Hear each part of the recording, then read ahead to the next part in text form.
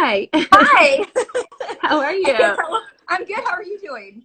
I'm good. You're a little out of the Am I a little? screen. Well, thanks so much for coming on and everything. Thank you so much for having me. I'm happy to be here.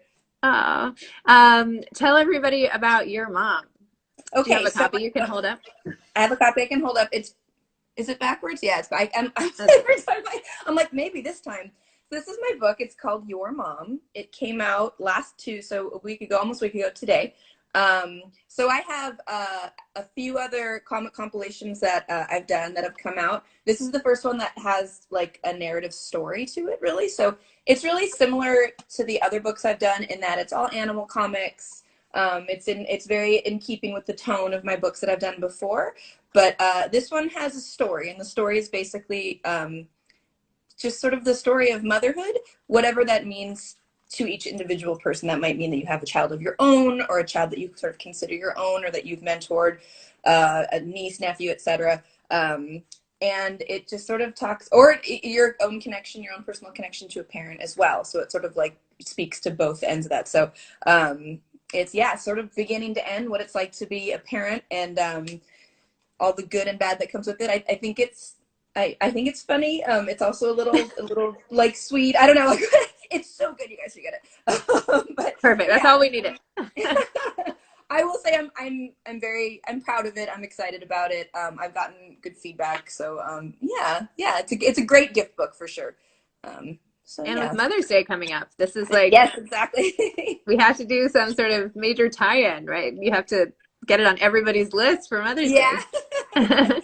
I also Yeah. feel it's good because as much as people want escapist fiction, which I totally think people are craving, I think Yes. people also want something short and sweet and that they can just like laugh. I think people really feel like laughing right about now. I know I Yes. feel like laughing, but I um definitely do. Yeah, it's where definitely. are you during this quarantine, by the way? What part of the I'm world are you in California? I'm in Los Angeles. I'm in my dining room in Los Angeles. So, um, yeah, California's been, it's we've been in now for I think 5 weeks, and yeah, it's been we haven't really left at all, so it's been a little weird. It's I'll be honest, it's like wow, talking to someone, huh? Yeah. So it's exciting, but it's been good. Yeah. And do How you about you? have do you oh I'm in New York. Okay.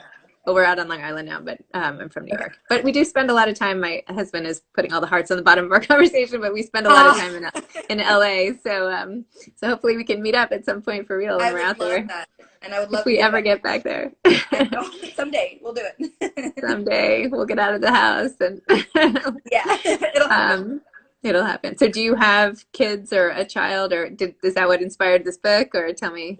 So I do. I have a 6-year-old. Her name is Marlo.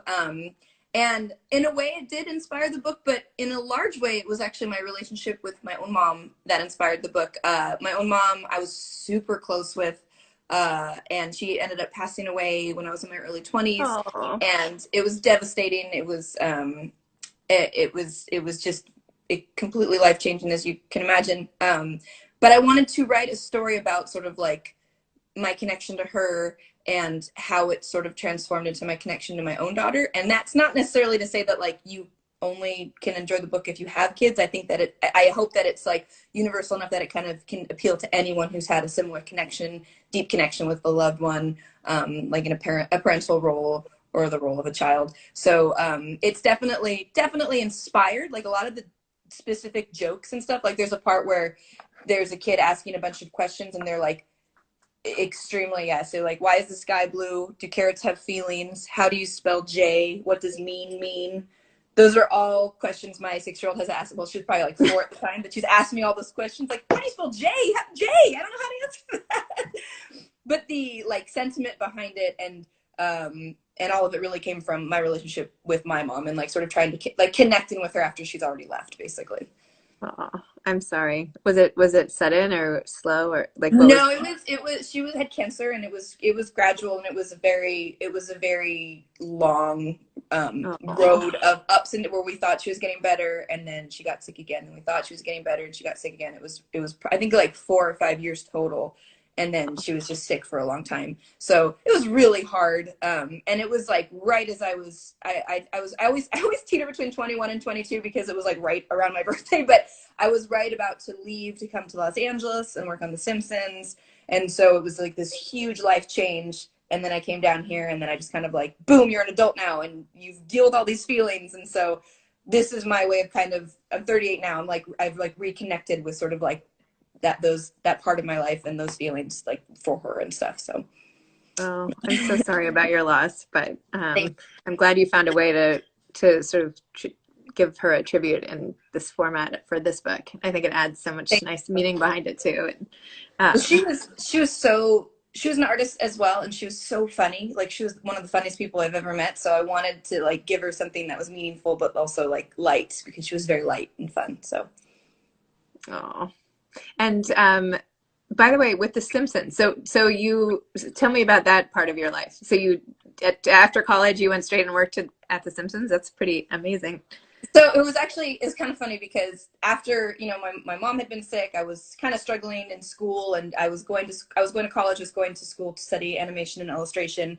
And I had applied for the program because you have to apply to the program and then you can continue on with your studies. And if you don't get in, then you have to sort of take a break.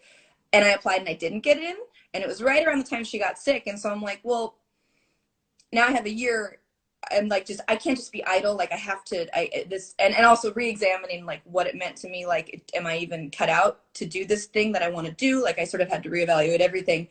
But then like right at the same time, I had a family friend, actually a friend of my mom's nephew who worked on The Simpsons, and he had been sort of a mentor to me in high school. Like we would email back and forth, and I'd send him drawings and he'd send me feedback, and he knew everything that was going on. And he was like, well, why don't you, we have some openings for character layout, which is essentially animation. And why don't you take the test? And if you pass it my way, if I think you have a shot, I'll help you. And if not, then I'll be honest and I'll help you the next time, sort of thing. So I sent it to him. He was like, well, you can draw.